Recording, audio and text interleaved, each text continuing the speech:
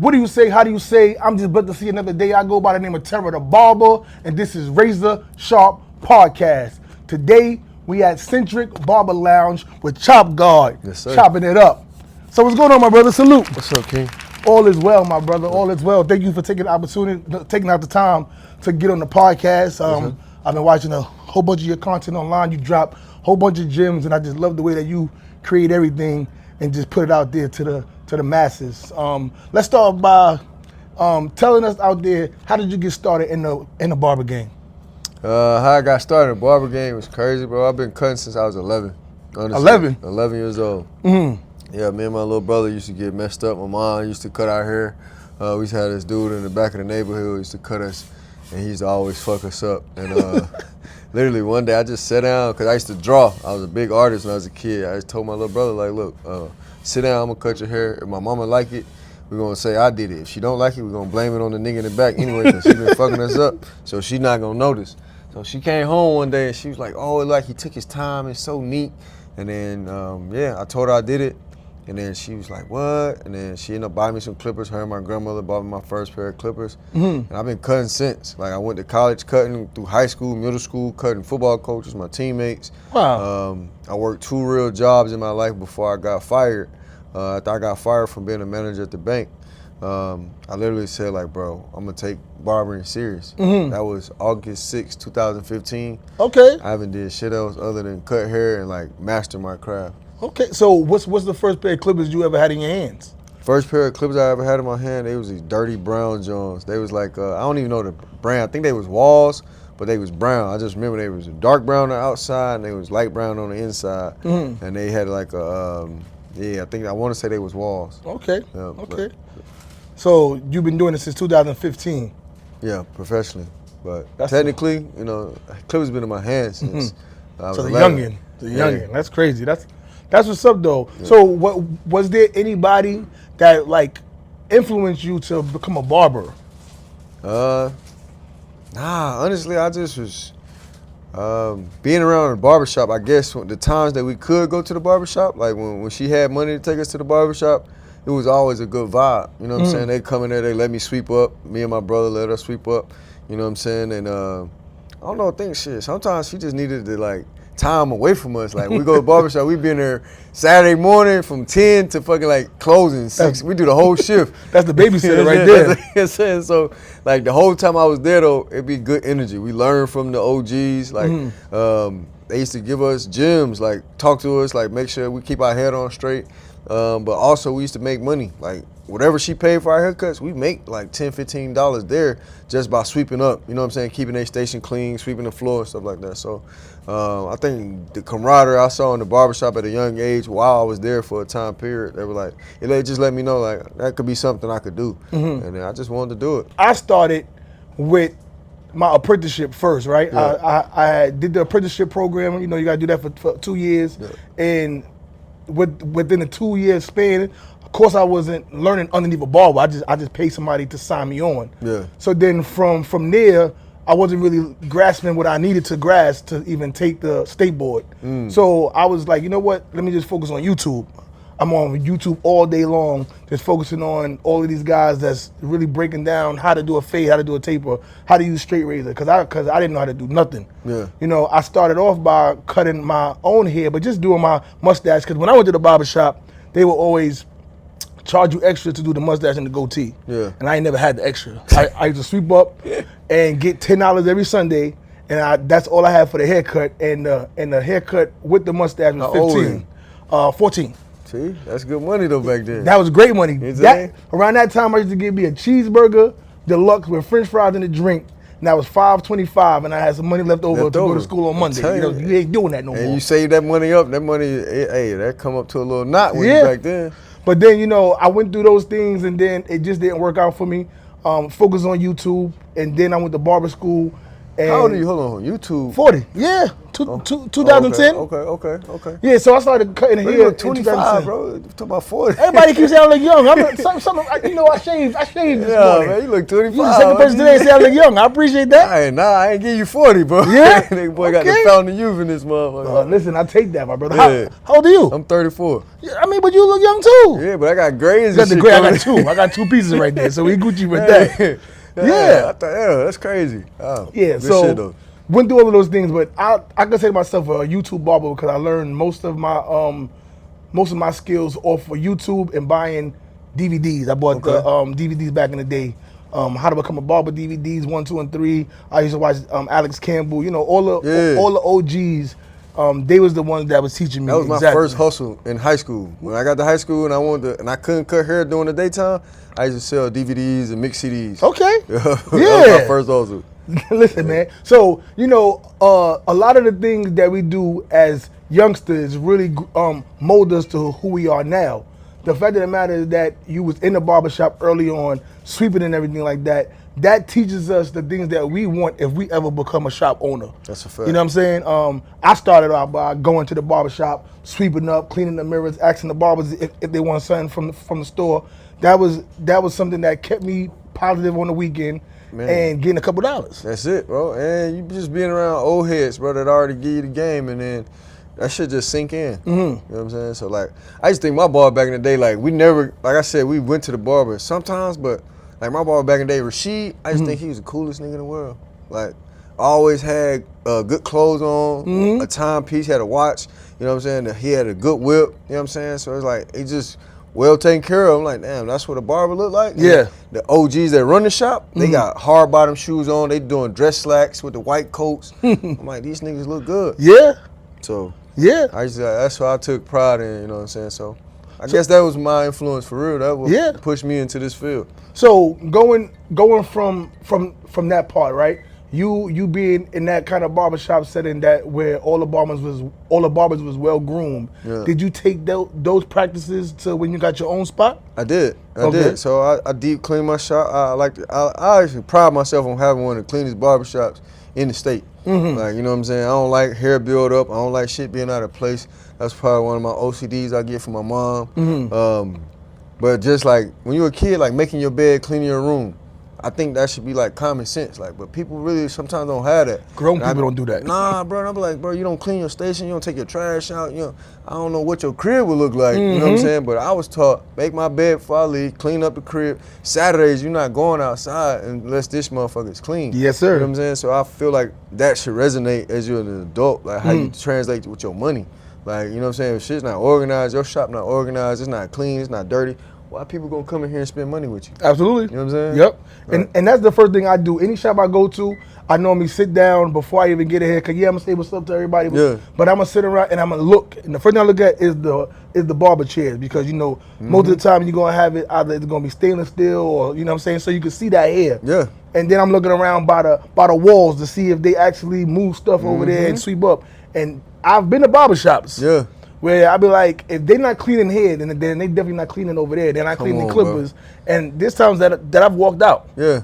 Just because one, if it don't smell right inside of a barbershop, if it don't look right, if you got white capes, those capes should look clean. Yeah. And I see that's not the what's thing. going I on. got the white capes too. 'Cause I just did the white capes this past year. But what I've been noticing with the white capes is with the enhancements. Oh yeah, you're gonna get that splatter everywhere. That little splatter get on there. I'm like, Everywhere. make it look dirty. The cape, the floor, everywhere. But I got another cape I'm working on right now that's like waterproof. So I'm gonna see how that goes. So like it could just splatter and just splash off. You know what I'm saying? So where did you come with the name of the shop? Centric Barber Lounge. Centric Barber Lounge is actually just it's catered to being like a lounge. You know what I'm saying? Where you could come up and just feel like you're at home. You know what I'm saying? So like that's really what we wanted to go for with that aspect, just to know that you come in here, you could be yourself, feel like a home-oriented barbershop. You know what I'm saying? So it's more so a lounge. You come in here, Wi-Fi kicking. You come in here, get your work done. You know what I'm saying? We got 2 Wi-Fis. You come in here, okay. Yeah, get your work done while you waiting on your barber to get done. You know what I'm saying? Just it's a step away from the crib and just be therapeutic. You know what I'm saying? Now, since you're on the second level, you know, is there any issues as far as walk-ins and people that just walking by, the fact that you on the second floor instead of the first floor? No, sir, man. We got an elevator too. Mm-hmm. So you get up here, elderly, especially when I couldn't walk, when I was going through my stint of my injuries. Mm-hmm. You get in the elevator work. But people find us very easily, and you know what I'm saying? We get around the community, and walk-ins, they hit the phone, and I always tell them we upstairs on the second floor. Okay, that's what's up. So do you use like online presence like Google and things like that stuff? We do Google SEO. Right now, if you Google us in this area, say barbershop near me, we're going to be the #1 barbershop pull-up. Okay. 4.8 stars in the area, Okay. 24 hours. We here 10 through 7 during the week, but after hours, after 7 is plus 25, after 9 is double. So we take on calls all day and night. Whether you want a haircut 2, 3 in the morning, we got barbers that'll come pull up and do Really? that. But it's gonna be a convenience fee. You gonna pay that? Yeah. That's what's up. You don't see a lot of barbershops doing 24-hour service or even late. Because like me, I was one of the only barbers in Locust Grove that was late. Yeah. Because I started at 5 and I didn't get out till like 9, 10. And they were like, oh my God, we can't believe that there's a barber around here that's still open late. And when I say I was killing it because nobody else was open, Yeah. people coming in. So I be telling barbers out there, you can have first shift, second shift, Yep. third shift. You can make the money if you feel like there's too much competition in the daytime. You can work in the afternoon and be work the at night. only one killing it, bro. Kill it. And that's why we keep the phone lines open, because it is a convenience fee. Like, I'm not gonna have my barber pull up at 2 in the morning for the same price haircut he would have got during the daytime. Like, you got to pay for his convenience. That's overtime. Yeah, just like overtime if you was working. So that's exactly the same way I explain it to the community, and people rock with it, some people don't. Okay. But you know, other than that, our prices and our booking is on Squire. So we do Okay, have you use Squire. Yep, CentricBarberLounge.com does redirect you to our Squire site. Okay. And so when you see there, you see all of our barber availability. Nice. Now you spoke about community. I do see that you do a lot of back to school events. You do programs with the youth. Yes, How vital is that as a barber, as an entrepreneur, to go out there on your own time to give back? Oh man, it's very vital. We're a pillar of the community. You know what I'm saying? And shout out to Best Academy, man. I'm rocking my state championship shirt. Them boys just won state championship last year, but I just came from my barbershop inside Best Academy. Okay. So it's a 2-chair barbershop, and every Monday we get the kids free cuts. Nice. As long as they showing good grades and integrity, it's an incentive-based barbershop program called Fresh Start Mondays. Wow. You know what I'm saying? That's over on the west side, Bankhead. Yeah, so Best Academy, check us out, man. We're doing some big things this year 3. We're looking to get barbershops in more schools around APS. We just need y'all support. But I think it's big to be in the community because, bro, we all we got. You know what I'm saying? Like, when I was coming up, the influences I was having is just what you see around you. You know what I'm saying? So, like, if you can't see your barber or your barbershop being a place that's like a safe haven, you can come in there and get some good ideas. It shouldn't always just feel like you go to a barbershop and smell like weed, or these niggas, you know what I'm saying, talking about dumb trap shit. You know what I'm saying? Like, bro, what's the different narrative? You know what I'm saying? You got another barber I want to show young kids how to be entrepreneurs. Like today I was talking to a kid, he said he wanted to be the creative or something. Okay. I said, what you gonna create? He's like, I don't know. And we just having a conversation. I'm like, Joe, just look at what the society may need, and that'll help you direct what you think you can solve. Just be a solution. You know what I'm saying? But those conversations I'd rather have with a child, you know what I'm saying, with a free haircut. Yep. You know what I'm saying? Just by being in the community versus going out chasing every celebrity to be a celebrity barber. You know what I'm saying? So like that's kind of big for me, is just being able to touch the little ones. Not, you know, so not touch. You know these. If my students was in here, they'd be like, no, pause, bro, DD, no Diddy, like yo. I'm like, it's like just being able to be around them at a young age and influence their mind that they could do it. They could be an entrepreneur. They could be a real creator of something. You know what I'm saying? They don't always have to play sports. It's good that you're athletic at a young age, but you know what I'm saying? You could be a business owner too and make it. You know what I'm saying? So that's kind of my segue on why I give back, why I get in the community, because shit, I come from a single mom background. My father serving life. You know what I'm saying? His father died in prison from serving life. So when I get in these communities and I see these kids struggling, you know what I'm saying, pop's not home, you know what I'm saying, I'll be like, look, bro, if I did it, you could do it, but I promise you could do it. And then I sit down and I actually talk to them on a real level. You know what I'm saying? And I ain't too old to where it's like they feel like I'm preaching at them. Yeah. You know what I'm saying? I like to level up with them. So. Do they call you Unc though? Nah, they don't call me Unc yet. You lucky, because they calling me Unc out I'm here. like Big Bro right now. Big Bro. Listen, Big bro. I wish I could go back to being Big Bro, because this Unc thing is driving me nuts. It's crazy, because I had a kid. It's crazy. We got a young kid named Caden, 8 years old, come to the shop. He talked to us like he 40, but he got great conversation. He hit me last week. He was like, Dre, I was just over here wondering, like, how old are you? Because I see the grades coming in. He's like, I didn't know if you was like Big Bro or you still like which one? I was like, look, Caden, I'm 34. He's like, oh, I told my mama you was young. It's just gray hairs. You Big Bro. I'm like, trying to put you in another category. What? But he was sitting in the corner, you know what I'm saying? I'm like, dang, that's where his mind was at. But the grades ain't stopping, bro. They're coming. So, but I'm Big Bro right now. I like that though. You know, we are very important in every youth that passes through. Oh, for sure. And, you know, and the way that we present ourselves is going to change the way that they present themselves. Yep. So, you know, barbers, you know, we have to stay groomed. We got to stay manicured. We got to stay with proper hygiene and things of that. That's because if they, like you said, the barber that you seen when you was growing up, looking right, dressing right, that left the impression on you that now you have your own spot. And you, every time I see you on camera, I ain't never seen you looking crazy. Yeah. You looking sharp, you looking presentable, and you articulate yourself. You know what I'm saying? And you know what's crazy about that? That's just hygiene my mom taught me at a young age. But one time I was doing a podcast like we doing right now, and I guess I was holding them up because I was freshening up. Like I was brushing my beard, and then I like sprayed some cologne. And the dude was like, bro, you know the camera can't smell you. Like the people can't smell you. It's a video.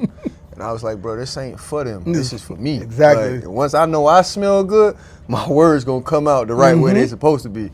And I finished spraying my cologne. I was like, where are we? Like, let's get right. I feel better now. You got to put that on. Come on, bro.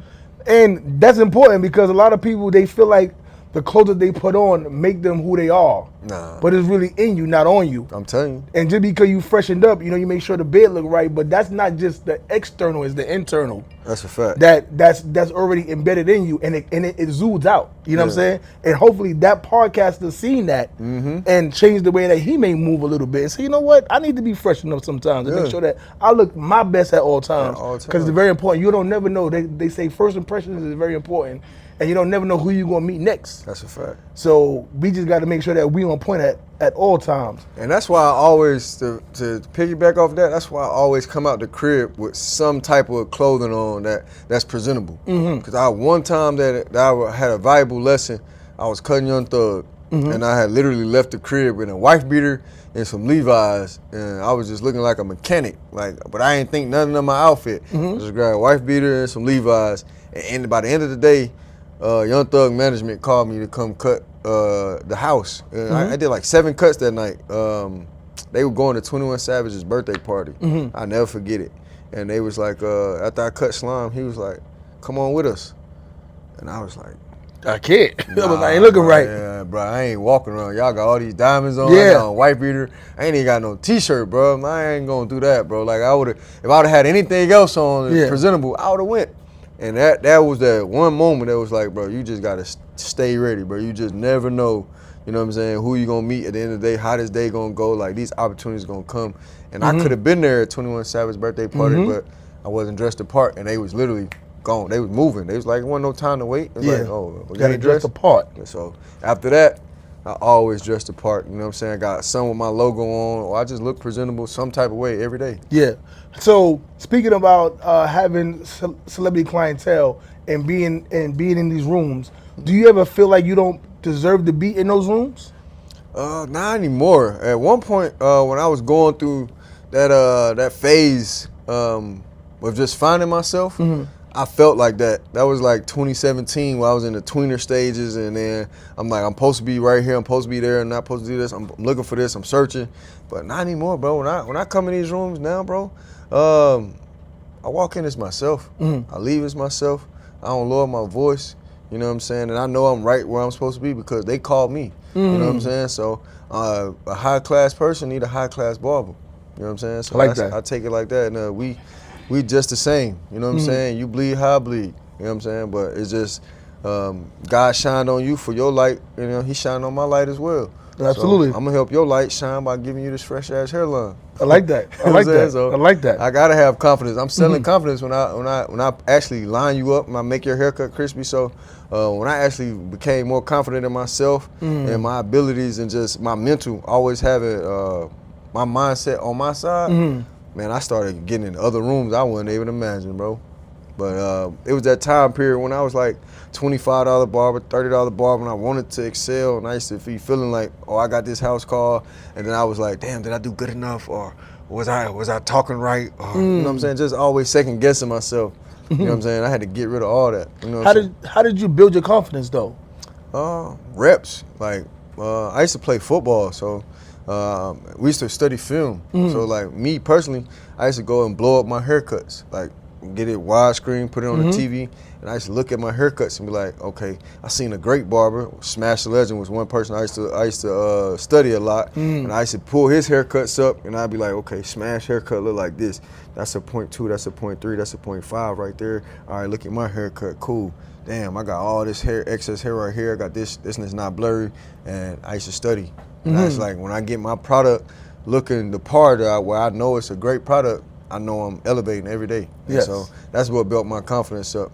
And that was part of me giving back too. Like as I was giving back and I'm cutting the less fortunate and I'm doing all these free cuts, I'm like, damn, these are more reps for me to master my work. Yeah. And I used to be blazing. I'd give a dude a free haircut and then dude be like, bro, how much you just paid for that? How much? And I'm like, oh, that was 50, but it was really free. You know what I'm saying? Or they'd be like, how much was that? I'm like, oh, that was 60. But it was really free. Yeah. You know what I'm saying? That was helping me bringing my price point up because I'm doing all these free cuts. And then at the end of the day, that nobody knew how much they was paying me. They wasn't giving me shit. Yeah. I was just, it was a practice. You know what I'm saying? But once I got my confidence and my price point right, after that, man, I was just able to live my life. That's I what's put it up, on though. a booking site, organize it, because I really wasn't even ready for when I wanted the masses and like having all the clients, I really wasn't even ready for it. Like, cause I didn't have no organizational system. Like I still got history in this shop. Like what? I got my couple sign-in sheets. You got your first sign-in sheets? Yeah. I do this because I used to have my photo album in here, but I just took it home the other day. But I do this. I show this to my young guys, my young barbers. You know what I'm saying? When I ain't had no organization, I ain't had no booking site. You know what I'm saying? It's 2016. Wow. You know what I'm saying? It's right on the front and back. I'm doing 25 cuts, 2016. You know what I'm saying? Just go in there, just come in, sign your name, get on the list. When you get on the list, I'm going to the list end. But I've had hundreds of these sheets, but it just helped me organize, you know what I'm saying, the information. I need your appointment time, your phone number, you know, first couple business cards when I was a branch manager. So now it's like what my business card used to look like as a regular barber. This the phone number I've had for 20 years. I ain't do nothing but take that phone number and turn it into the shop phone number. So all them thousands of clients that I used to cut, they still turn around and call the shop phone number because that's that number. And then that's what a business card transpired to be over the years. But it's just like, that's amazing, bro. You need to put that in a frame and get that like. That's I'm fire. actually gonna do that because that's fire. I got somebody told me about a cape idea that I think is pretty dope. It was me at 11 cutting hair, and it got all my photo album before Instagram, before MySpace, Facebook. Like I was taking pictures of my haircut. So when I walk up to you at 11, 12, hey bro, I'm a barber. People didn't believe I was a barber. I'm like, nah, I got my photo album right here. You got a portfolio back then. You know what I'm saying? So that's what's up, bro. Yeah. Yeah, I mean, but that's good because you gotta have your history. Yeah. You know, one day, you know, they got barber museums, but we don't really have history of these specific barbers, and because everybody have a story, and there's people out there that really that put the bricks that laid this, and we don't have their story. That's why I focused on doing this for Razor Sharp Podcast is That's really implementing all the barbers. It just so happens that I'm in Georgia now, but when I was in New York, I was doing the same exact thing. There's people that everybody need to know, and just because you may have a big platform, there's somebody that don't pay attention to the big platform or just get mixed up. Yeah. And they see it like, oh, who is that? And then more people are starting to find out who that person is. That's right. And I bridge the gap between the OGs, because you know we both OGs, and the new generation. And a lot of these barbers don't know where it came from, Yeah. where the hairline enhancement started. Even you got people talking now about where the fade started, right? Yeah. And that's the talk for this week. And I'm like, I'm going to do research. Everybody talk about how it started in the military, but where did the blend come from? It was they had a blunt cut then, but where did the blend start? These young barbers getting a little corny too, bro. It's a little monkey see, monkey do era, and I don't like that. If on your podcast, I like the way that you bridge the gap. If I was any barber that you could interview, I would ask if you could interview the barber, Big Daddy Kane's barber. That's Denny Mo. The iconic picture. I got it painted on my wall. Yeah. So when I first seen that picture too, that was a big influence because I'm seeing this barber basically cut Big Daddy Kane. No, that's I think his name starts with an S. Yeah. I say Denny Mo, but it's not Denny Mo. I know you're talking about though. Yep, and hit that iconic picture with Big Daddy Kane sitting down. Buddy got his shirt off. Got his shirt off. You know what I'm saying? And he cut and putting the two lines on the top. Like, that's iconic. Yeah. And like, shit, I recreated that same picture. You know what? I did because my boy hit me one night at like 12 in the morning. My boy Slugs, and he was like, bro, I'm about to go to LA on the red eye. I need a haircut. And I'm like, bro, it's 12:30 in the morning, bro. I'm at the crib. He's like, I know. I'm outside in your driveway. I'm like, nigga, you in my driveway? He's like, yeah, bro, I know you a barber. I know you got clippers at the house. I'm like, you actually right. I got a clipper at the house. I got a clipper at my truck. I got a clipper at the shop. I got sets. And long story short, I literally just put some pants on, opened the door, and I cut them. But I didn't realize that when I told my cousin to take the picture, I'm like, damn, we just recreated the same Big Daddy Kane shot. And my girl actually photographed it. I mean, not photographed. That one right there? Yep, she framed it. Wow, okay. So I was cutting him in my kitchen, and it was like, damn, I just remade history. History, bro. You know what I'm saying? History. Yep. That's a fact. And it's funny because even like the story of how Bobby Brown got his Gumby. Yeah. People don't know that was a messed up haircut, that he messed up, and they just kept it. You know what I'm saying? But I didn't know that either. Yeah. But we need to know the history of why did the Mohawk get big when Diddy did it. Like he made the Mohawk when Curtis Smith did Diddy Mohawk, and when Usher got the South of France, they changed the whole trajectory of what barbering was. Right, and everybody couldn't cut that South of France. No. Everybody couldn't cut that. Hell no. Yeah. People think that the South of France and the birch fade is the same thing, and it's not. Nowhere near close. It's different angles that make it look one way in the front or one way on the side. This week's episode of Razor Sharp Podcast is brought to you by No Clog. First of its kind technology, zero clog, 100% performance. Welcome to the No Clog. The future of airbrushing starts here. Check them out at noclogairbrush.com. Also on IG at noclog. Yeah. But it's all about, again, the history. Yeah. There's so much history that we don't know that Big Daddy Kane, I think if I'm not mistaken, Big Daddy Kane, barber was his dancer. Like, there's people in the background that do multiple things. Yeah. And we need to know the history. So I'm gonna definitely get him on. He's definitely I think he's a New York native. Okay. I think he's from Harlem, if I'm not mistaken. I could definitely get that because we definitely need that history. That is an iconic episode that I think all barbers will watch and tap in. Because nowadays, like I said, the barbering game be getting a little corny, bro. Like a lot of barbers don't be passionate about barbering or mastering the craft of barbering and understanding how to give the client a quality service that lasts. Yep. Everybody is so fascinated about making money or so fascinated like being a new YouTube star or a content creator that they losing the aspect of service. Yep. Like you actually have a person that want to give you money to take care of their image for the next week to two, and you're not giving a shit about none of that. You just caring about the dollar and what video you can put out and what content you can make. But when you can actually master this craft and it's a piece of art that you can own, you know what I'm saying? Like a polished piece of art that somebody will take care of, you know what I'm saying, if you just do it the right way. But like I don't know, man. Like a lot of this stuff I be seeing in the barbering world now, it just be a lot of facade, be a lot of like, oh, he doing subscriptions, I'm gonna go do subscriptions. Oh, he doing this, I'm gonna go do that. Yeah. It's no originality. You know what I'm saying? It's no like cater to the original fade, like razor work. You know what I'm saying? Just a crispy razor and a blend that'll last somebody a week or two. Yeah. Like you don't get to see that no more. Like a lot of this shit just be a lot of paint. It is, and see, but those that know, we definitely see the imperfections. And yeah, hemline enhancements. Yeah. It's here.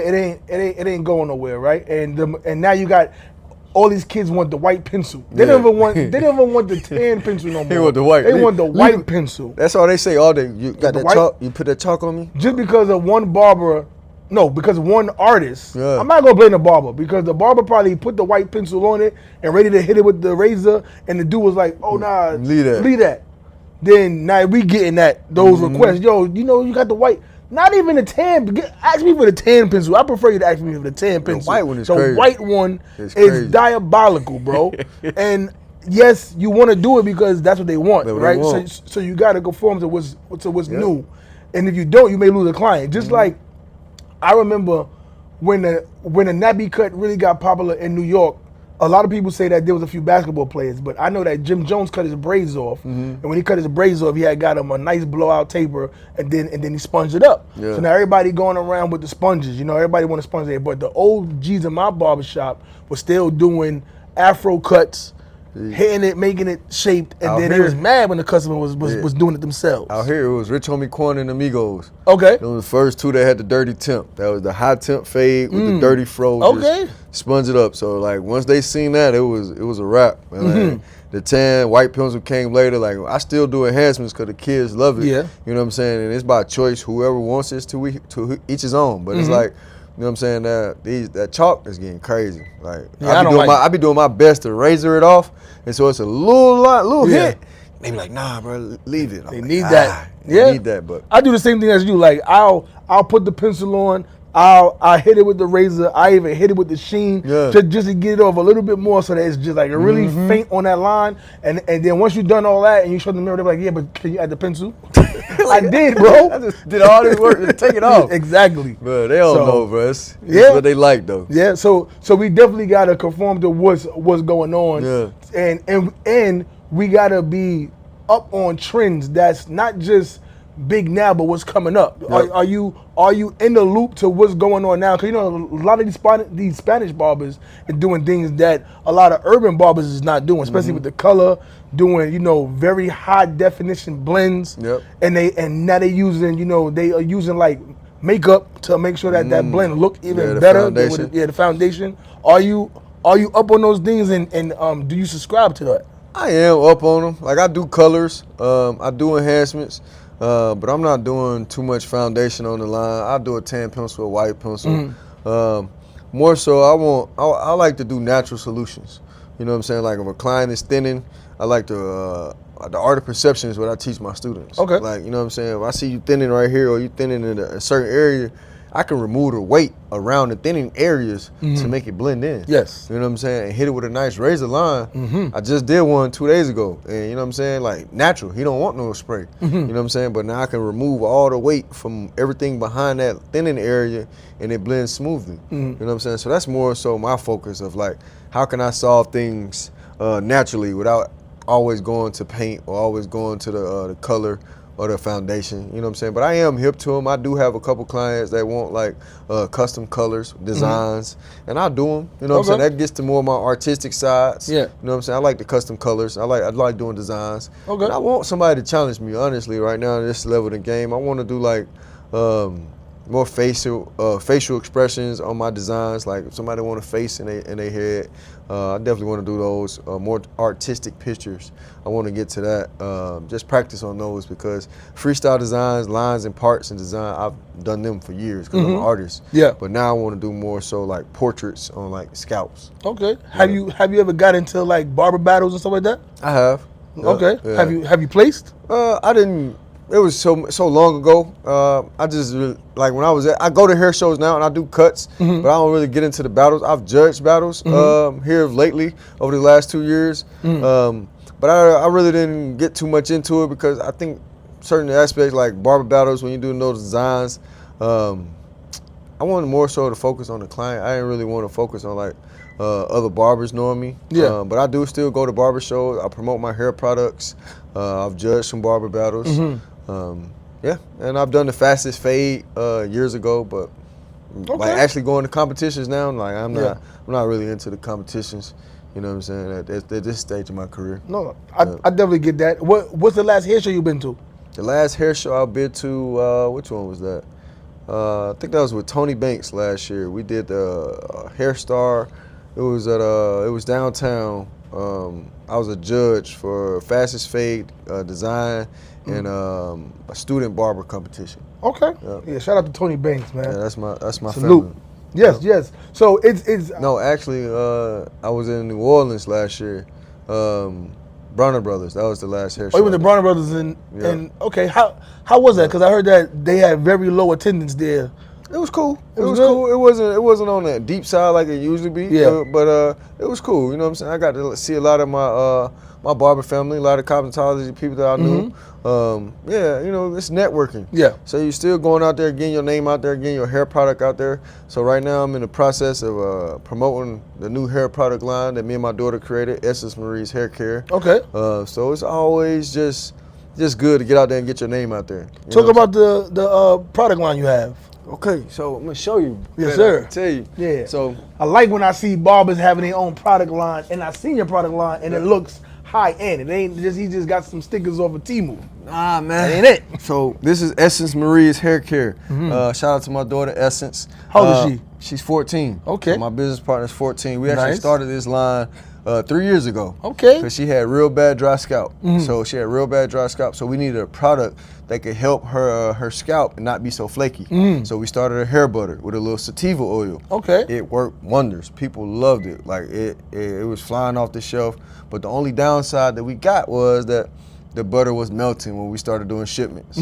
So when people would get the order out of state, it'd be like, oh, it's melted. It's an oil now. And I'm like, put it in the refrigerator. It'll gel back together. You know what I'm saying? So we kept doing our research, kept refining the brand, and we just always wanted to come up with a vegan product that has no sulfates, no harsh chemicals. You know what I'm saying? Something that actually elevates your hair, like really give you quality hair. So right here, this is one of our top sellers though. This is our chopped and glued freeze spray. Chopped and glue. Chopped and glued freeze spray. So a lot of barbers like to use this on the hairline to make sure it's a real nice sharp. You don't need no enhancements, but it do hold the enhancements very well. The ladies love it because it holds the curls. I know a lot of people use Got2b, Tresemme, but it has a lot of buildup. We took the buildup out. Okay. So, yeah, this is one of our top products. What's the price point on that? Price right there is $18.99 online, but you do get 20% off on your first order. And then in the streets, barbershop, hand to hand, I'm gonna let them go for $15. Okay. I just want people to know that we got something quality for them. That's and what's then up. next, That's our what's top up. seller, I'm gonna show you what we It's a did. big can too. Yeah, so I'm gonna show you how the history of the product went. So this is one of our first jars of the hair butter. You got to start off somewhere. Got to start off somewhere. So you Facts. see, this doesn't look like anything that'll be on the shelf at Target or a beauty supply store. Yep. It looks like something that we came up with. Yep. But this was our first hair butter. Now we took that and we made the conditioning mask. This is our leave-in conditioner. So we stripped the ingredients that will melt. So now this will never melt. This is our leave-in conditioner. Help moisturize your scalp, and it comes sealed to make sure it doesn't melt. This is an open one, of course, because I've been using it. Yeah. But it's a good quality. Make sure that your hair is moist, get those curls, strengthens that cuticle, and just do wonders with the roots. Like it absorbs to the hair. That's what people really like to touch. Let me smell it. Go ahead. Oh yeah, Yeah. that's nice. Yeah. So Me, I'm really big on smells because if it smells good to me, I know my clients gonna like it, and when I put it on them, they was like, "Oh, what's that?" yeah. And then that's when they want to buy because it's just first the smell got to get you, Yep. and then everything else. And that's literally how it goes. Like clients be like, "What you put in my hair? Like my curls never look like this." I'm like, "Yeah, bro, this is our conditioner mask, leave-in conditioner. It's gonna rejuvenate your hair for real." And I may start them off with our foam lotion just to like moisturize it, get the curls popping, and then I'm gonna hit them with the leave-in conditioner that's gonna hold it and lock in that moisture. Nice. So, because I do shampooing, but I don't do conditions. Okay. No conditioners at all. So you think I should implement that into my For services? sure, bro. For sure. Because I was thinking about that. It was just I'm gonna tell you why. Cause just in the cosmetology world, when you do shampoos, you're stripping it. It's cleansed, but you've already stripped the cuticle of everything. So Yeah. now you got to bring that curl back. So you got to do some type of conditioner before they leave. Okay, so Even if you do just a little quick shampooed in a quick conditioner, Yeah. rinse it out cold water, 5 minutes, boom. You got to put some type of bounce back to the scalp. Okay. If not, leave them with a leave-in conditioner to like as you finisher, like a finisher. You know what I'm yeah, saying? yeah. Give them a That good was- shine, moisture. You know Yeah. what I'm saying? Because you stripped it all with the shampoo. So it's just dry now. Yeah. So we And- got to put some moisture back to them. And because it's dry, a lot of times the follicles is not going to do exactly what you want it to do because there's nothing in to bind it. Yep. So that was one thing I was thinking about was what can I use and should I implement that? Because I was afraid that if I'm doing shampoo and then I do the lineup and everything, if that was going to mess if it was going to mess up the hold of that hairline enhancement. Nah, I say But- like but that's just the I get finish. what you're saying. 'Cause Yeah. I definitely was on that same aspect. Yeah. Until I got around like a master cosmetologist, and she's like, you know, you just stripping the hair. She's like, but you got to do something to revitalize it before they leave Yeah. because you just stripped the hair. You know what I'm saying? It was just cleansed.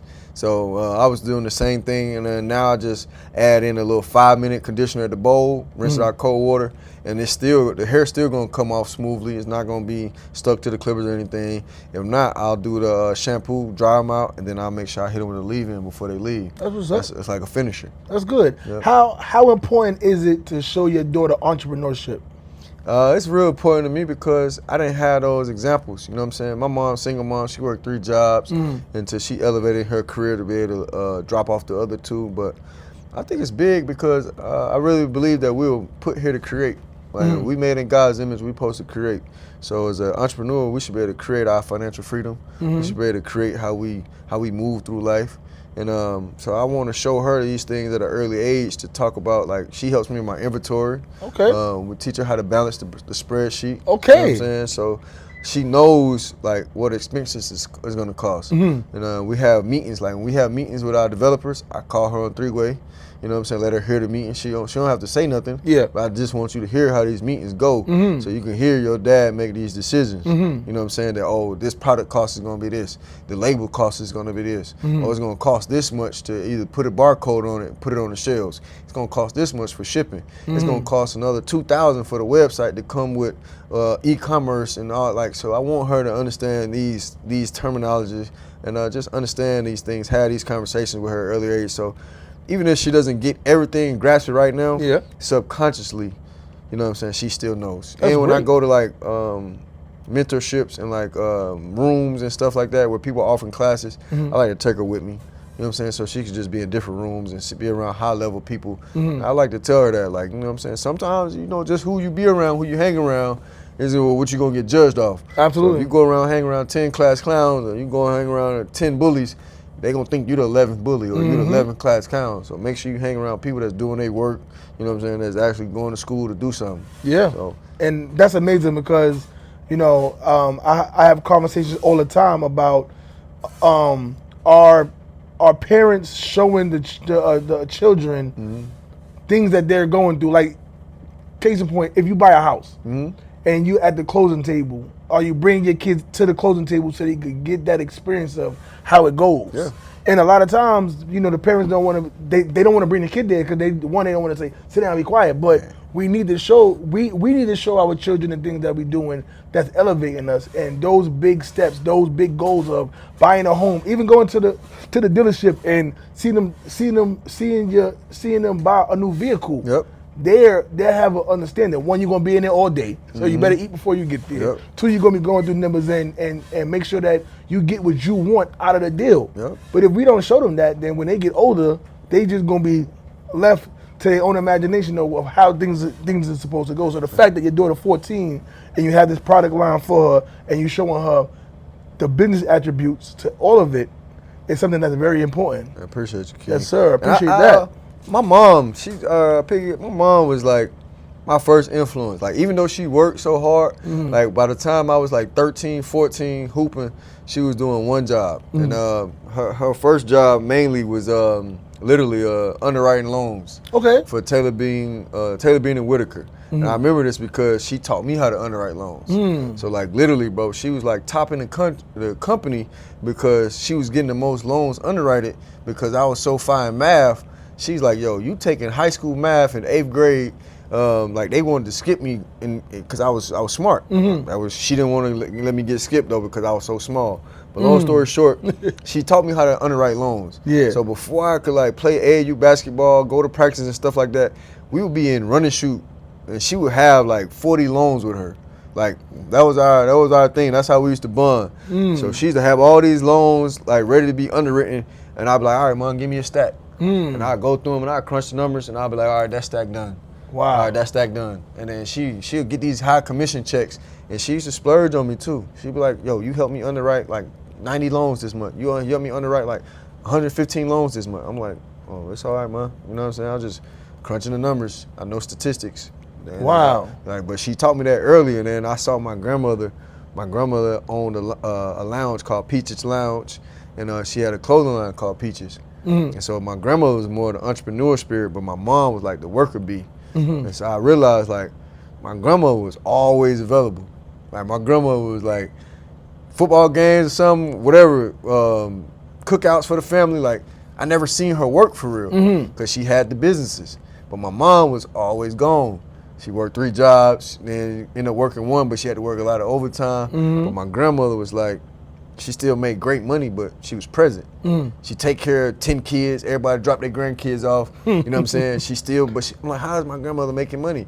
Oh, she got Peaches Lounge making money. She got this clothing brand making money. You know what I'm saying? That's what's up. So like that was like my 2 strongest women that influenced me early on. Like so, I was like, I gotta show my daughter the same way they showed me. But it see what kind of cloth you from, and then it shows how you go from there, and you're gonna make sure that everything is laid in front of you. How was those individuals grooming you to be business savvy? Ass whoopings. Not the ass whoopings, bro. Ass whoopings, boy. Hey man, I used to get ass whoopings for everything. So it's like shit, bro. That's like a lesson in business. Okay. You know what I'm saying? So like, them beatings turned me into a champion. Okay. You know what I'm saying? For real, like it just made me like think about when I was about to do something else. Like nah, bro, go do the right thing. Bro. Yeah, you know what I'm saying? I'm not perfect. I take my lumps like all other young men, but it's like them ass whoopings shaped me. I feel like because my father wasn't around. Yeah.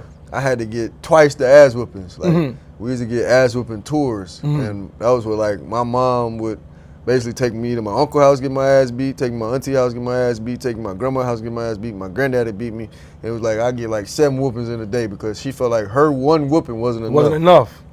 So that made me a champion, boy. So was it because you said that your father, you know, was he's locked up doing life? You said your grandfather also was incarcerated. How did you not go down that same? I mean, you got your ass whooped, but how did you not still go down that same path? Man, I just wanted more. I wanted more. Like when I used to visit my dad in prison, and I told him I was gonna be a famous barber one day. He told me like, nah, man, go work at the bank. Go do something with math. Like you're very, very smart. Like go be an accountant, a CFA. So I looked up these things. I ended up becoming an assistant branch manager at a financial institution, and I just felt like a character. I didn't feel like I was really being Dre. You know what I'm saying? I felt like I was being DeAndre Dennis. You know what I'm saying? Like suit and tie, like, you know what I'm saying? Every day, like this uppity dude they wanted me to be, and God moved me. You know what I'm saying? I looked into being an accountant, and it just didn't work. But it was like, you know, I realized like I still wanted to hold on to my dream. You know what I'm saying? That dream wasn't like always gonna be his vision anyway. So that was kind of gave me my fuel to like do something differently. I played around in the streets, you know what I'm saying, because it was prevalent in my family. You know what I'm saying? It was easy, it was accessible. And I realized like playing around in the streets, them ass whoopings came. Yeah. We found the law. Yeah. You know what I'm saying? So when I found the law, it was like, all right, bro, take your ass back to the barbershop, stick to them clippers, talk to these kids. Yeah. You know what I'm saying? Be something better. You know what I'm saying? That was my football coach. He's always say, be somebody. So then I'm like, you know what? I'm going to be somebody. I'm going to be a rememberable barber that actually poured into the community, that showed everybody that we could do this shit. Like, you know what I'm saying? I train so many people. People like, bro, you giving your skills away. How I'm giving my skills away? I'm bringing this man up to where he can make some money for his family. You know what I'm saying? I got a 15-year-old kid that did 35 haircuts in 2 days. Wow. And he's telling me like, bro, I made $1,000 this weekend. But I'm giving my skills away? I see it differently. Yeah, You know what I'm saying? Now, did you ever think about opening up a barber school since you are doing these mentorships and you teaching the young I actually niggas? am. Okay. I'm in the process now. Just gonna put that on my goal sheet to go back and get my instructor's license and do it the right way. You know what I'm saying? Because I met another young brother, man. Shout out to Scales. Scales is my Oh, shout homie, out to man. Scales. Okay, yeah. I met Scales at a give back. So I was at a give back and I was brought my whole team with me. And I met Scales at this give back and he had about 30 people with him, 30 of his students. And I literally was like, damn, you know what I'm saying? To see a black man owning a barber school, I was inspired. And me and Scales sat down and had a conversation. And so I would say Scales inspired me to do this the correct way, go back and get my barber's instructor license and open a barber school. But I had been already coaching and doing mentorships in the barbership and apprenticeships for the last 5 years. But when I ran into Scales, Scales opened my eyes that, you know what I'm saying, a black man can go own his own barbershop. I mean, not barbershop, but barber school. It's crazy because I met Scales when I first moved here. Yep. And I was in his shop. He was the owner for only one for a couple of days before he sold it. Okay. But you know, even I'm very into going to the barber school and you know talking to the students and you know just doing whatever I can. And it's crazy how a lot of people. Georgia's very big, but it'd be a small 6 degrees of separation from all of us. That's a fact. You know what I'm saying? And that's just good to know that you know one person can spark a whole bunch of conversations, and Scales' name always comes up, no matter good brother who I'm speaking to, because he's so genuine. So shout out to Scales. Yeah. They're about to open up the second Scales Barber Academy over here in the East Point soon. So yeah, but I do see now that barbering is way more popular than 10, 15 years ago. Oh, that's a fact. You know, and people saying that you can make 100,000, 200,000 or up. The money's out there. Just by cutting a pair of clippers. Yeah. But like you said, there's a lot of monkey see, monkey do in the barber industry. There's and these barbers is coming straight out of barber school thinking that they can charge $50 just off the rip and they're gonna spray everybody down. And I know a lot of barber schools that's very keen on where you're not using no pencils, no enhancements until you are done. You're complete. And you know the full steps of blending and make sure everything is right. And then you have some places that's not going to teach you the fundamentals of it the proper way. And we see that's how I teach, man. I want to see the cut. I don't want to see no spray. I don't want to see none of that in your hand. I want to see the blend. I want to see what that product look like before all that. All that other stuff is glitter and gold. Like I want to see the basics of this. And so that's literally how I teach my students, because it is a lot of money in this. And a lot of my high-paying clients, they pay me for natural cuts. They don't pay for the spray. Yeah. Hey, natural. Do you see where do you see yourself in the next 5 years? You know, you got this shop, you know, barber school, product line, mentoring. Where do you see yourself? Next 5 years, 2 locations open, 2 more barbershops open, official barber school open, and I see myself at track meets with my daughter. You know what I'm saying? Like, she want to run track, and so I want to just be there and be able to coach her, get her running intact, because I ran track since I was in the 6th grade. So I just want to be able to be home, be present more, and help her run track and be one of the best athletes, best students that she can be. That's what's up. You know what I'm saying? So she's 14 now, so the next 5 years she'll be graduating. She'll be going to college. Yeah, she'll be going to college. She want to go to Georgia State. So yeah, my focus on that is just implement more things so I can be home more. And right now we got this location. We're going to expand to another location here soon. I'm going to finish up, get my barber instructors, and going to open that barber school. So that's my 5-year goal line, really. I gave myself 3, but right now that's within that 5 years. I think you know, you're the second person I spoke to today about barber instructors, getting your barber instructor license, and I've been teeter-tottering on that, but I think I do want to go back to school and get my instructor license. We got a lot of game to give out, bro. Yeah. Like a lot. Just sitting on this bench right now, bro. It's a lot of game. I'm talking about a lot of game. Absolutely. So it's a fact. Think about pouring that, duplicating yourself, and pouring that into the youth. You know what I'm saying? Yeah. Like when I first started, I probably trained like one person. In the last 5 years, I probably trained over 50. Mm. So it's like now all these 50 people can go out. I planted seeds, and they can go out and be better than me. Yes. So it's like we can't take it with us. We can't. So get that shit to them, bro. That's a fact, bro. You know That's a what I'm saying? fact. Get that shit to them, man. Let them know that Terra trained you, and you know what I'm saying. Terra gave them the blueprint. So now it's like your name gonna continue to live on, your legacy. You know what I'm saying? Yep.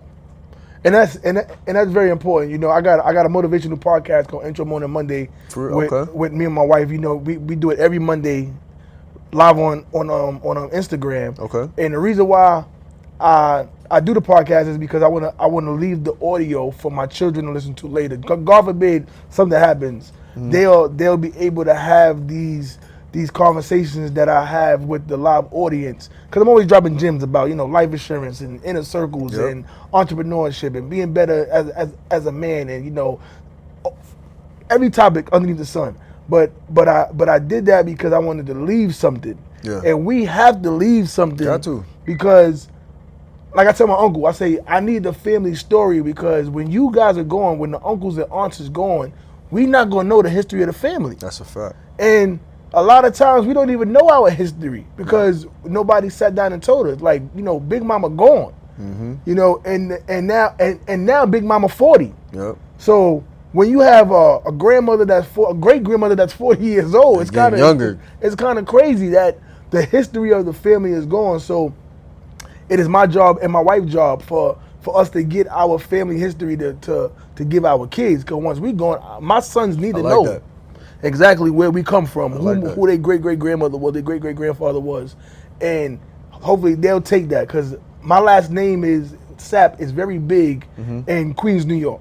Vassar, which is my mom's last name, is very big in Queens, New York. Yep. But if the buck stop here, then they won't never know how influential the family names was. That's a fact. And me speaking to you, and you know, just thinking about how you leaving this legacy for your daughter and creating something, because you showing her bookkeeping and entrepreneurship and being a boss early on. And a lot of times we don't do that with our children, to just give them the information. And the phone is the daycare. The phone is really watching our children, and we're not watching our children. And time go by so fast. Man. That you turn around and your daughter that was 14 is now 19 and she in college. And you gotta think to yourself, did I do everything right? Yeah. So that she could live right. My thing, I teach them more so to just be a leader.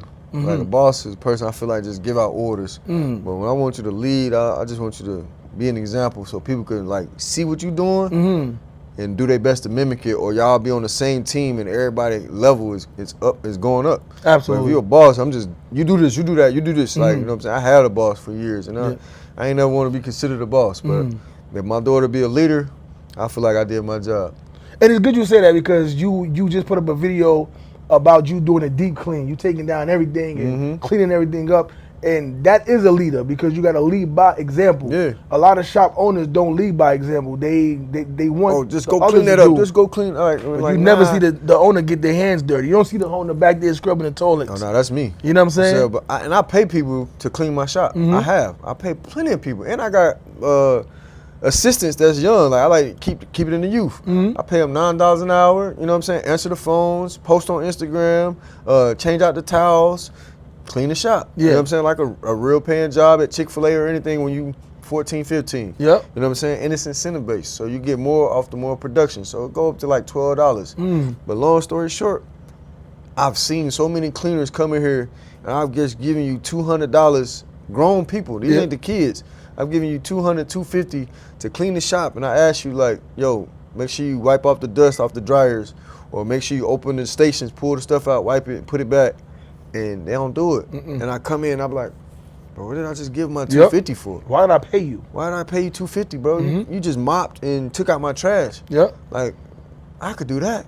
So when it comes time to like deep cleaning and stuff, my mom, Angela Dennis, was one of the best. If she ever came over to cleaning service, she would put everybody in the fucking America out of business. I'm gonna just tell you that right now. If she ever came over to cleaning business, she would put everybody in America that think they clean, she would put them out of business.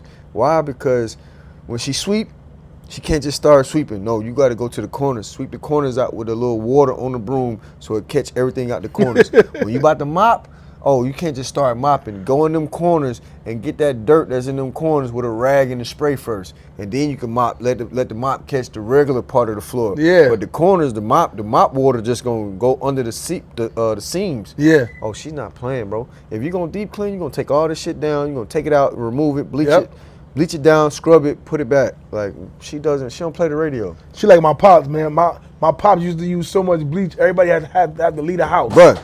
Open the windows, Bro. cut the door. My mom would put bleach, ammonia, and Fabuloso Oh together. nah, she's trying to kill everybody in the house, You go bro. in the bathroom, the tub, and the toilet in the sink smoking. And I'm like, Mom, the shit smoking. She be like, cover your nose, put a rag on. So literally, me and my brother, we got a sock tied around our nose. So we going in the bathroom like this. And we coming out that motherfucker lightheaded, like, Yeah? Mom, I can't breathe. She like, open the door. I'm like, open the door? I'm like, Mom, you know this is the ingredients to mustard gas? She's like, mustard gas? You don't know what you talking about. We got AOL back then. It's dial up. It's very slow. I'm trying to show her like mustard gas ingredients. I'm like, Mother, the tub should not be smoking. No, the it's toilet not. should not be smoking. It's clean though. It's clean, but all the nose hair is burnt off. Burnt, yeah. Facts. You can't smell shit for a No, week. no. And my mom was so different, bro. Like, I love her to death. Like, I love her to life. She, like, it'd be on the most inconvenient days. Like, the day you coming home from, like, out of school, you got to take a shit. You run in the house, you about to take a shit. You sit on the toilet, it's Comet and Fabuloso bleach already preset. It's soaking. It's already there for you. So now you got Comet on your ass. So now it's like, bruh, I got to clean this Comet off my ass, and I got to clean the damn toilet. And it's like, you can't be mad at her because she told you to clean this shit yesterday. So now you done came home and you thought you was going to run in the house and take a shit from eating hot Cheetos and pizza and shit at school. Oh, sir. And now you got coming on your ass. That's funny. Man. That's funny. That happened to me so many times. It's like, bro, so then I was just like, you know what?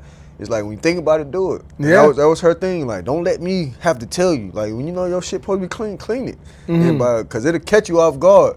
Every time you thought you was about to take a shit, oh, boy. Your ass sitting on the toilet with cleaning supplies already there. That's funny, Man, bro. I'm telling you. But shout out to Mom Dukes because those are the things that go on with us forever. Oh, for sure. Those experiences, and you know, it's good to just think about those things later on to go back to where you get it from. Like me just speaking about my pops bleaching that and everything, it just take you back to those good old days when you could just reflect on that. And that's the same way I am now. When I'm in my suite, everything come out the suite. I'm moving everything. I'm wiping the walls down, everything, all the corners to make sure that everything looks good. So, and that was just put into my system early on as a kid. So and we got to taught you how to take care of your shit. Yep. See what I'm saying? Yep. So I like to do this thing called barber questions. I give you 5 questions, real quick responses. And the first question I got for you is, what's your top 5 clipper companies? Top 5 clipper companies. You want to put them in order? No, you got to put them in order. Andes, Babyliss, Wall. Wall is my everyday, the Magic Clippers, so for sure. That's 3. That's 3. That's kind of, and the Stylecraft. Stylecraft. Stylecraft is what I've been using. Man, that's all I've been using of late. And shout out to Diamond Edge. Diamond Edge, okay. I'm gonna put Diamond Edge number 5 because black-owned clipper company. And if you go to my station right now, I'm looking at my station right now. That's all you see. I'm looking at my station. All I see is Stylecraft. I see my Gammas up there. I see and Diamond Edge. Shout out to Diamond Edge. And I see my Andes Masters in there. Oh, yeah. So I just went. You got big Masters over there? Yeah, they in right in the middle. The black Andes Masters. Okay. Yep. I got the Ergos for the fade. I got the Magic Clips that I use every day. I got the Instincts that I use for like power. The Instincts are so powerful. They cut through anything. And then the Diamond Edge, they got the nice groove on it, so the tapers be coming out real smooth. Okay. Shout out to Diamond Edge, man. Black owned, just doing what he do best. For sure. Okay. Second question I got for you is being licensed important? For sure. Why? I think being licensed is important because it just keeps to the realness of barbering. Like, you know what I'm saying? A lot of barbers, don't get me wrong, there's a lot of great barbers that's not licensed. Yeah. And I dig it, you know what I'm saying? But understanding disease control and sanitation, I think every barber needs that. You know what I'm saying? So I know it was a little petition or some speculation, rumor, like they gonna do away with barber licensing. Yep. I don't think they should, because in the history of barbering, with us being some of the first doctors, I think that history needs to continue on. People need to understand that. Yeah, and that makes no sense. If you if you take away the license, then there's no more schools, there's no more fees, Come on. there's no more fines. Come on, bro. They How lose you money. regulating it? Yeah, You know what I'm saying? So yeah, that don't make no sense. Third question I got for you is, does being on social media generate new clientele? it does. Social media does generate new clientele because I post on multiple platforms, and I get certain brands that offer me brand deals to promote their stuff. Give me affiliates, like, hey, I'm gonna give you an affiliate link, and you promote it through this link, we'll pay you. But for young barbers, I tell them all the time, starting off, just get in the field, go meet people. There's nothing like going outside, meeting 50 people a day. You know what I'm saying? Every day, and telling them what you do. That'll build your clientele faster than posting on social media. That's a fact. So, And I tell people out there all the time, I got something called the 50 business card challenge. You do 50 business cards every single day. You got to find a way to create a conversation to let people know what it is that you do. And by seeing somebody and giving out the business card, I'ma steal that because I tell my people 30. Okay, 50, So bro. I be saying 30 to 50, but I be giving them grace because they be so nervous and insecure, and I'm an introvert.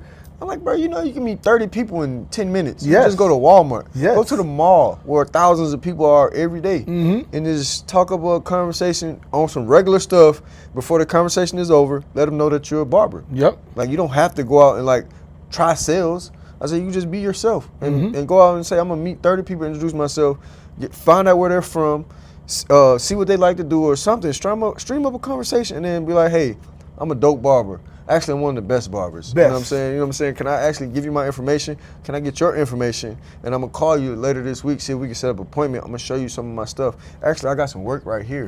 Show them some work immediately. You know what I'm saying? Because people are visual. You know what I'm saying? I can tell you I'm a barber, but now I got some work on hand, ready to go.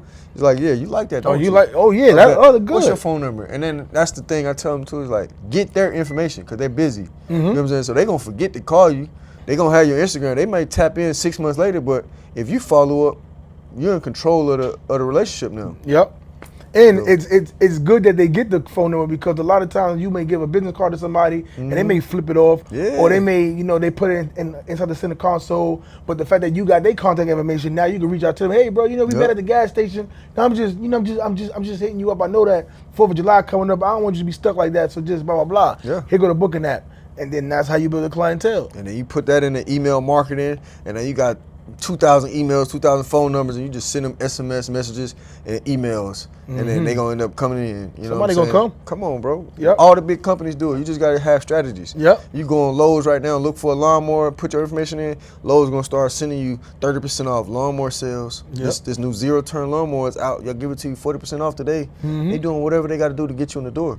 So if I say, hey, my brother, I'm gonna give you a haircut for free, just the first one on me, just so I can show you how I get down. You don't think they're going to take that haircut? They're going to take it. Who don't want a free cut? Yep. Fourth question I got for you is, where do you see the barber industry in 5 years? Where do I see the barber industry in 5 years? I think it's going to be at people are getting their money right now. I definitely see that the haircuts are going up. For what it's doing right now, if I'm going to be honest, I see a lot of content creation, which is cool, but I do want people to understand the passion of barbering. So in 5 years, I see more business owners. I see the hair shows getting bigger because a lot of people want to be barbers now because it's cool to be a barber. Like barbering is now like a segue to a bigger career. Like you may start as a barber and then you end up a rapper. You may start as a barber and end up an actor. You may start as a barber and end up a boxer. Shout out to Adrian Brunner, he was a barber. Shout out to Young Dolph, he was a barber, became a rapper. You know what I'm saying? But everybody is like, barbering is cool now. So I feel like our career in our field is gonna get like massive amounts of barbers over the next couple years. All of them may not be licensed, but especially because I'm training a lot of young guys, and then I hope that they go back to be in barber school, maybe my barber school in the near future. But I have a barber young as 12. Wow. You know what I'm saying? Like he really wants to be a barber. He's 12 years old, and his mom pays for him week in and week out to be here to learn from me. Really? And he's one of the brightest students I have. And you wouldn't tell he's 12 because he's 6'2". Oh, wow. Yeah, but it's like I see that for barbering, like it's going that route. Like everybody, moms is paying attention to it, dads is paying attention to it. Like, yo, we need our sons to have a craft that they can have for the rest of their life, and it's financial free. Like you can't, you can cut hair at any point in time whenever you want to. It's a craft that you don't ever have to not pick up. Yeah. So I definitely just see it's going in a better direction. It's going to be a lot of barbers, but I just want them to make sure they keen in on the craft itself. That's Absolutely. Yeah. And the final question I got for you for that segment is, what kind of barber are you? Me personally, I pride myself on being a barber that never gives up. Perseverance. I'm overly married to the game, like overly. Like I love barbering so much. Like on my only off day, I go and cut hair free at a school, and just clippers are still in my hand. I never give up. When I was diagnosed with MS and my right arm went numb for like 4 months, I picked the clippers up with my left hand. You know what I'm saying? Like, got into a car accident, couldn't walk for 4 months. You know what I'm saying? Thought I was gonna shut my barbershop down. I learned how to teach and coach people online, FaceTime, showing them how to cut my clients so I could still have a clientele when I came back. Wow. The other ones waited on me, but learning how to like use my team, being able to delegate. I use a Mamba mentality. I'm a barber that's like, you're not gonna be able to beat me, because I'm at war. Like, wow, it's me versus me. I'm just doing my best to outdo what I did yesterday. So perseverance is one of the biggest things for me. I'm a barber that wants to be remembered for. I empowered my community. You know what I'm saying? So many people came from my umbrella. You know what I'm saying? I like to look at it as like Central Barber Lounge. You came here. This was a statue for you to be able to do something better in life. It gave you an idea to choose a better path. You know what I'm saying? You was able to learn a career here, be able to provide for your family. I got barbers now, got their own shops. Salute to You them. know what I'm saying? Yeah. So it's like, I like to be that light. You know what I'm saying? Because God shined on me so much, like, I know he can shine on others. And I feel like that energy you should feel when you come inside this barbershop. Absolutely.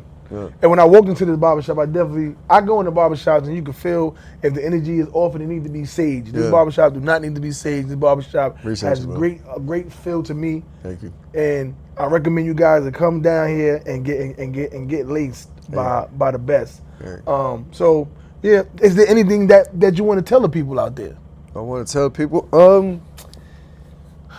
be unapologetically you.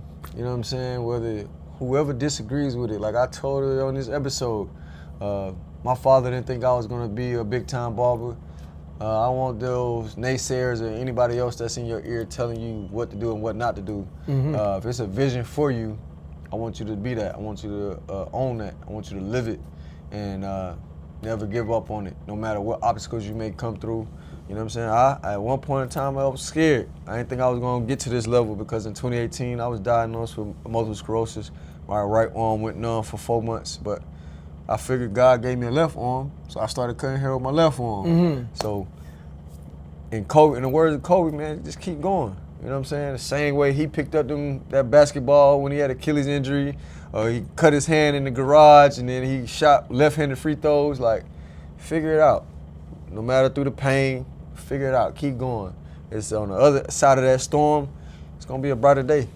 I appreciate that, my brother. And I thank you for taking the time out, dropping a whole bunch of gems, because there's a lot in here. So you guys, just tell people out there where they can find you. At Chop God, CHOPGOD_ on all platforms. And what I want you to do is go to ESShair.com and support the hair brand. This is actually hair products that's for you. You know what I'm saying? It's going to elevate the essence of your hair. We don't have no harsh chemicals, no sulfates, and we're paraben free.